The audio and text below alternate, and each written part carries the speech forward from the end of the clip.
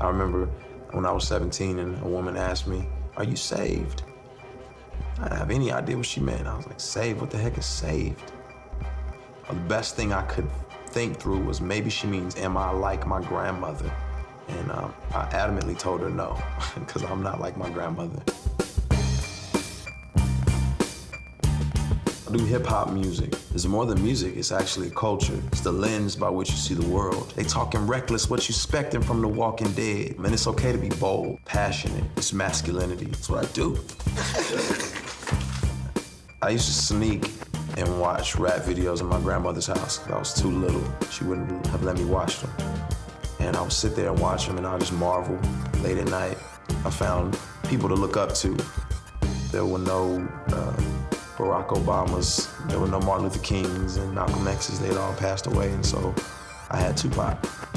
I've been trapped since birth. Cautious, cause I'm cursed. The fantasies of my family in a hearse. And they say it's the white man I should fear, but it's my own kind doing all the killing here. I wasn't the greatest athlete, definitely wasn't a scholarly student. I wasn't the toughest guy, but being able to rap was my source of significance. I grew up wrestling with significance because my father and my mother weren't together. Never met my father. He became a drug addict and kind of let his life crumble. I felt like my dad was this piece of my life that I needed to have to feel like I was somebody. Having a single mother who worked a lot, you know, she just had to entrust me in the care of family members and different people a lot of times. I experienced abuse as a kid. I experienced neglect and you know, different kind of things. And so I was just wanting real significance, and I didn't feel like I was gonna get it trying to be this manicured, good, all-around student and person. The people I looked up to were gangsters. You know, my uncle, I remember him, you know, showing me a gun, and I just wanted to be like those guys. So I took a BB gun and stood in the middle of the street and pointed it at a car, and just saw the lady panic and freak out. And for me, that was just fun. I didn't have anything to do.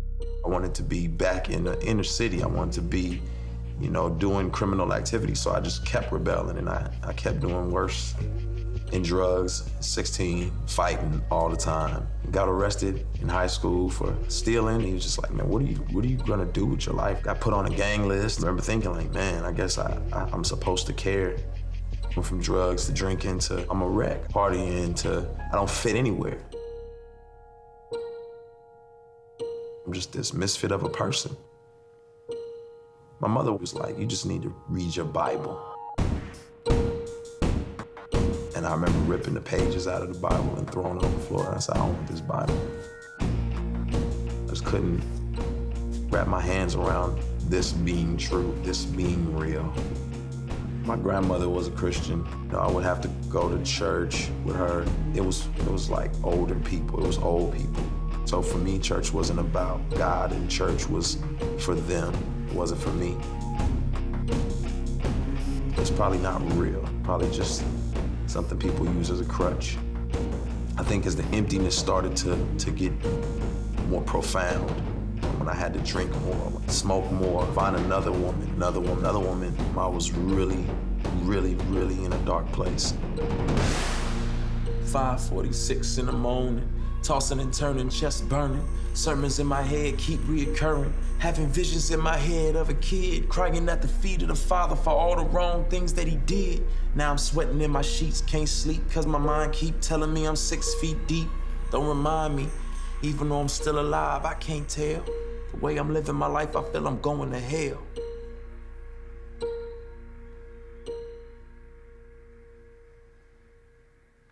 I got invited by a friend to a conference, and you know, I'm really just more excited about being in a big city. I'm more excited about there being girls. I'm more excited about just what the city brings. I'm not really concerned about the conference. So I get to the conference, and I see guys who have been shot from being in gangs. I see, you know, girls who were extremely promiscuous in the past. I see rappers. I see dancers. I see singers.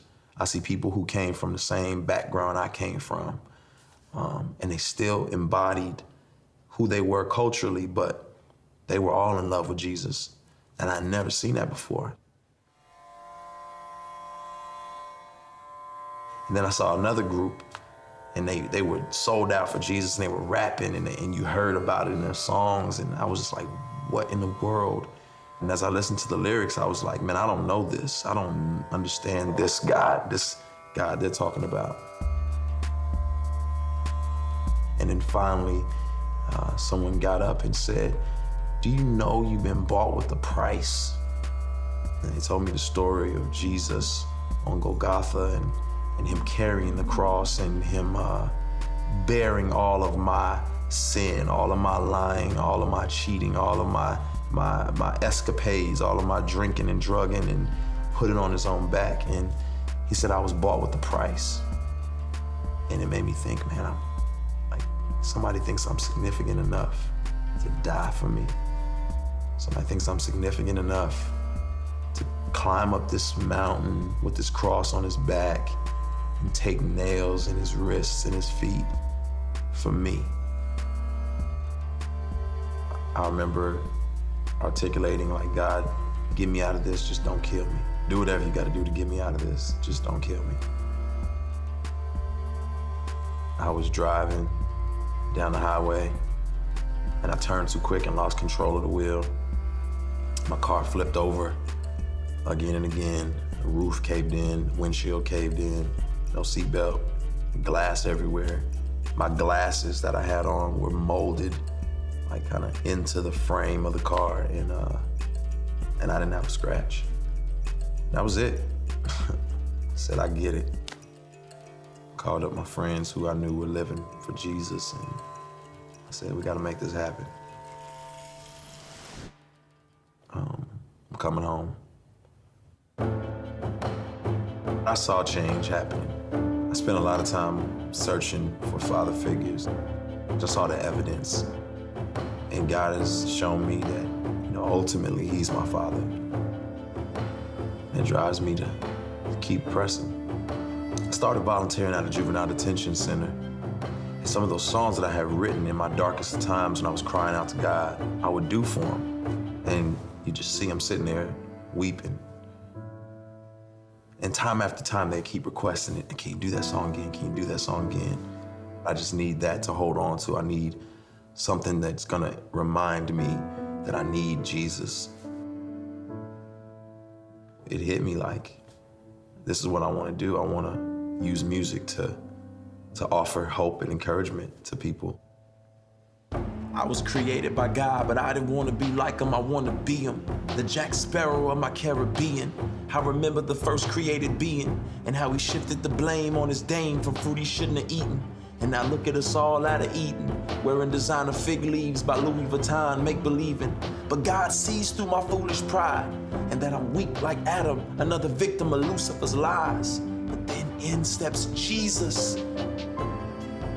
All men were created to lead, but we needed somebody to lead us. More than a teacher, but somebody to buy us back from the darkness. You could say he redeemed us.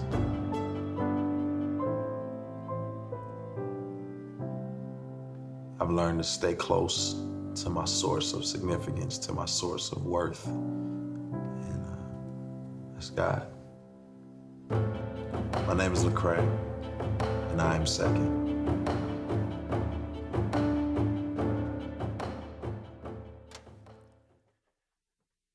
You have the power to change the world.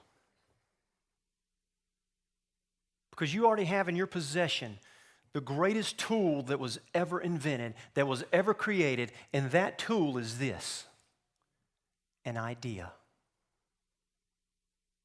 You see, ideas change things. Someone at one time had an idea that we could go to the moon. Guess what happened? We went to the moon. Or maybe a Hollywood stage design somewhere. I think we went to the moon. There was one time a man decided that I think I can fly. And so he decided somewhere around the Kitty Hawk area that I can do that with one idea, and guess what he did? He flew. Some of you won't remember it. You may have seen newsreels on it, but an idea brought down the Berlin Wall. An idea was how electricity was started, and more recently, it was an idea that created the laptop, the iPad, and the iPhone 5. See, ideas are powerful. Ideas change things. And today I have an idea. And my idea is this: a change in culture begins with a change in me. And a change in me begins with a relationship with our Father. And it begins today. I watched this Lecrae video over and over, and it was the catalyst for a lot of the ideas that I have today. And when I started to watch it, I started thinking about all the questions that he was asking. Who are you like? Your grandmother? You see, culture is the lens by which we see the world. I'm wrestling with my insignificance. Are we being shaped by our culture, or are we shaping it? Who do you look up to? Who do you want to be like? My life is a wreck. I feel so insignificant. I'm a misfit of a person. Go read your Bible. Got invited by a friend to a conference. What will it take for you to get it? He started volunteering in a youth center. What else do you need? To be reminded that you need Jesus. What will you use to offer hope and encouragement to people? When will you learn to stay close to your source of significance? Everything Lecrae did was a part of his culture early on, because he grew up as part of the hip-hop culture, which dictated that he would be into theft, drugs, sex, a whole lot of parties and intimidation. He'd allowed his culture to define who he was instead of allowing himself to define his culture. And what happened with him wasn't very positive, and his outcome was that he became a wayward son. He became a prodigal. And in Jesus' day, many allowed their culture to define them as well. In fact, that's where Jesus had an idea. He believed that he could change the culture. And then he believed he could change the world. And I thought, how far-fetched is that, until I start thinking about the idea that somebody decided one day with a lot of curly, frizzy hair that I think I have a theory of relativity. Somewhere somebody got up and said, you know what? I think there's this thing called a TV. It's not out there, but it's here.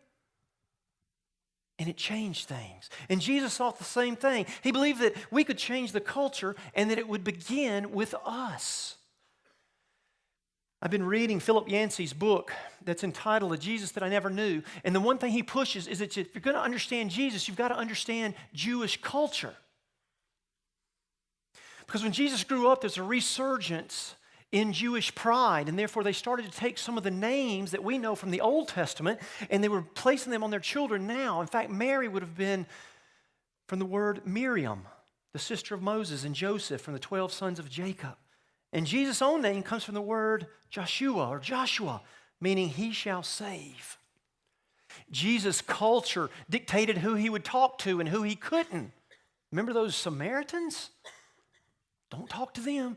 Remember the women? Be careful how you talk to them. His culture would also dictate that he would follow all the major festivals, all the obligatory festivals that he was supposed to go to as a Jew. He would go to. It would mean that his culture would dictate that he would be circumcised at an early age, and would also dictate the fact that when he was supposed to be there, he was always at the synagogue or the temple. And he had at his disposal the most powerful tool ever created, an idea. An idea that he could not only change his culture, but that he could change the world. And one of his favorite ways of doing that was to use the short story. And his culture would have been familiar with a lot of his short stories and a lot of the elements in it. Sometimes we have to go back and say, you know what, that's not in our culture, but the one that I'm referring to today is part of our culture. And so one day he decides, as part of this change, he's going to tell this story. And so he tells this parable. Now the tax collectors and sinners were all gathering around to hear Jesus. I've read that 1,000,000 times, but I missed something. Even sinners didn't want to be associated with tax collectors.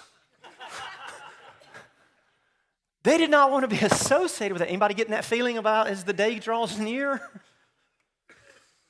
But the Pharisees and the teachers of the law muttered, "This man welcomes sinners." You see, his culture dictated he should not be associated with sinners, but not only that, he's going to actually eat with them. Jesus continued, there was a man who had 2 sons. A younger one said to his father, "Father, give me my share of the estate." So he divided his property between them. Not long after that, the younger son got together all he had, and he set off for a distant country, and there squandered his wealth in wild living. Before I'm finished, you're going to hear a little bit about that wild living. After he had spent everything, there was a severe famine in that whole country. That's kind of how it works, isn't it? You go spend your money, and Murphy moves in. And he began to be in need. So he went and hired himself out to a citizen of that country who sent him to his fields to feed his pigs. He longed to fill his stomach with the pods that pigs were eating. For us, that'd be slop. But no one gave him anything. When he came to his senses, he said, "How many of my father's hired servants have food to spare, and here I am starving to death? I will set out and go back to my father and say to him, 'Father, I have sinned against heaven and against you. I am no longer worthy to be called your son. Make me like one of your hired servants.' So he got up and went to his father. But while he was still a long way off, his father saw him and was filled with compassion for him. He ran to his son and threw his arms around him and kissed him.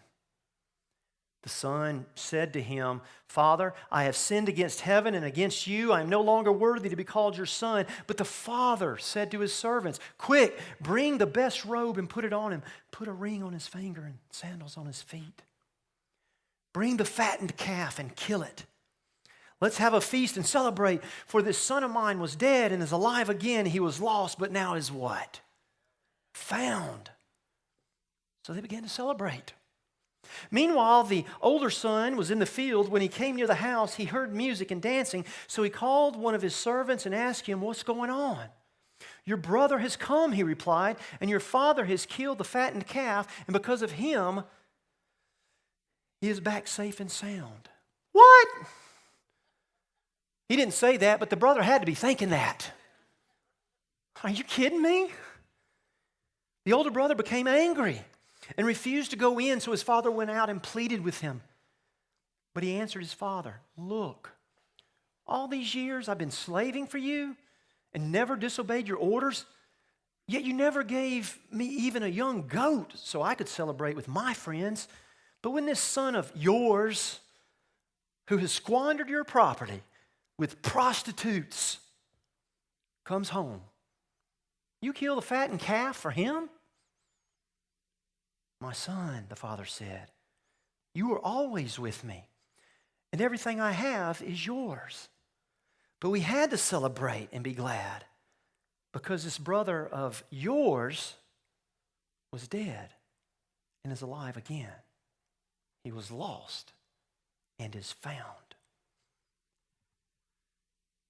Now, the culture would have dictated that the only way that you receive a inheritance during that time would be when somebody what? Dies. And so for him to go and ask for an inheritance from his father at this point in their lives was basically like him saying, "You know what, Dad? In my eyes, you are dead to me. You do not exist." His culture dictated that if he were going to go out and be around the pigs, then he was going to be an outcast. He was misfit now for society, and so nobody should want to have anything to do with him, but he decides to not let his culture define him now. He desires a new relationship with his father. He expected much less than what he received. He expected to come and be a hired hand, but instead he gets a hero's welcome. But now comes an integral part of the story that we sometimes overlook. The story isn't finished. It's left open-ended because we don't know by the story if the older son ever accepted the invitation. Maybe the story was left open so that we might reflect more deeply on what's really happening. As Lecrae was asked, who do you want to be like? You want to be like the older son? Do you want to be like the prodigal? Or do you want to be like the one that's perhaps the most overlooked character in the story? Do you want to be like the father?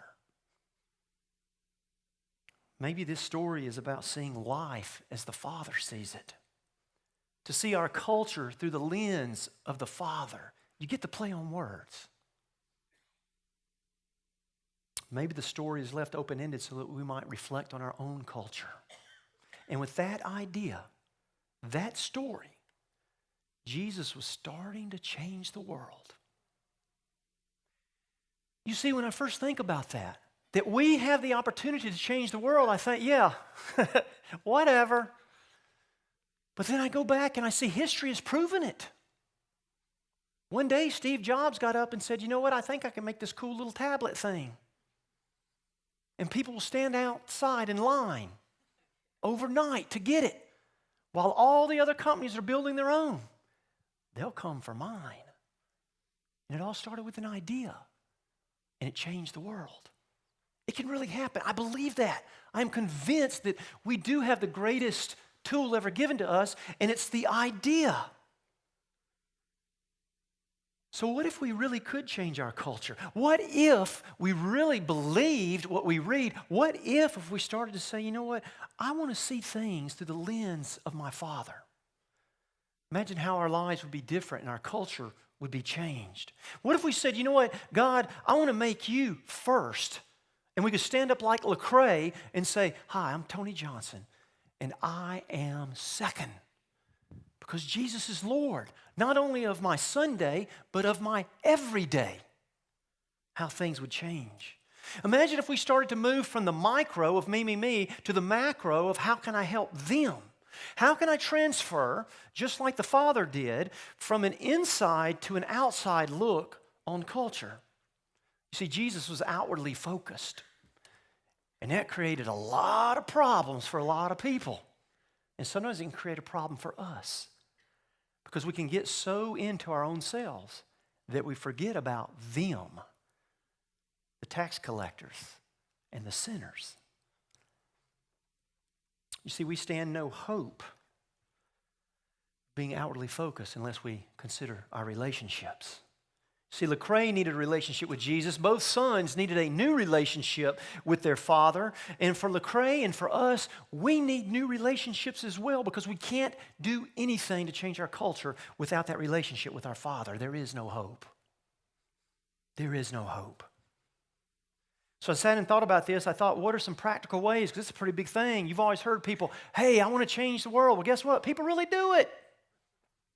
They really do it. And why can't we?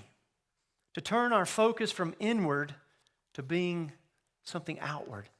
To sit here in a culture that dictates me, to say no more.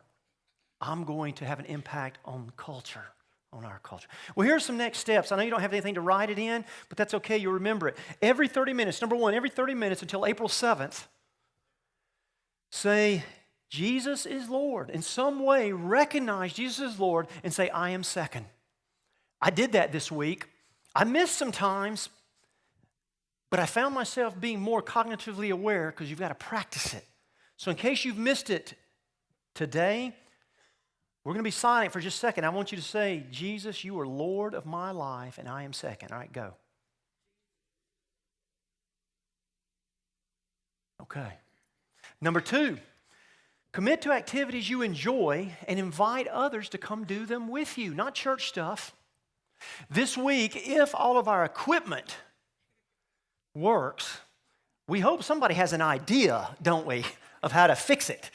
And if that works out, then you're going to receive something through email that you're going to have an opportunity to sign up. Every summer, I name my summer. I'm going with one I like, Tony's Summer of Adventure.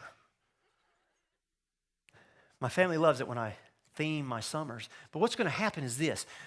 You're going to get an email that you'll have an opportunity to sign up if you like to hike, if you like to ride bikes, mainly stuff that I like to do because I'm just going to be out doing it and I'm inviting you to come and be a part. But I'm also expecting you to invite somebody that's not church related to come out and do it with you. One of them is one that everybody can do. It's going to be called Cream Delight Night. And we're going to go slam Cream Delight, and then like a bunch of rednecks, we're going to go to the parking lot across the street and throw out our lawn chairs, and we're going to fellowship. But I want you to bring a friend, because that's something Tony likes to do. Number 3, get involved in our community. Run for office. Sign up and volunteer somewhere in the community. Become a coach for a local team. Be seen on the square. Get out from under our rocks and get out there and let's try to change our culture in some way, because a change in culture begins with me, and a change in me begins with a relationship with the Father. Lecrae is changing our culture by telling others about Christ through his music. Jesus is changing our culture by getting involved and encouraging us to do the same. The sons needed a relationship with the Father, and Jesus begs us to make him first and us second. Jesus begs us to become outwardly focused. Now here's the catch. All of us here this morning fall into one of 2 categories. Either you don't know Jesus as Father at all, or you're in that boat where you know Jesus as Father, but you need to reestablish a relationship with him, because that has to happen every day. So if you're willing to be honest and transparent and say, you know what, every day, Lord, I need to continue to build my relationship with you, because if we don't, we get stuck in a place and we forget about those sinners and those tax collectors. We forget about them. And so as our journey comes to an end this morning, I want to go back to the beginning with questions from Lecrae. Who are you like? Am I wrestling with my significance? Who do you look up to? Who do you want to be like? My life's a wreck. I'm a misfit. Read your Bible. What will it take for you to get it? Start volunteering somewhere. What will you use to offer hope and encouragement to people? When will you learn to stay close to your source of significance? The story was left open-ended. How will you end it? Will you accept the invitation? Are you willing to have a new relationship with the Father and turn your focus outward? Are you willing to create a new relationship with our culture and our community? Will you accept the invitation? Because a change in culture begins with a change in me, and a change in me begins with a relationship with the Father. Amen.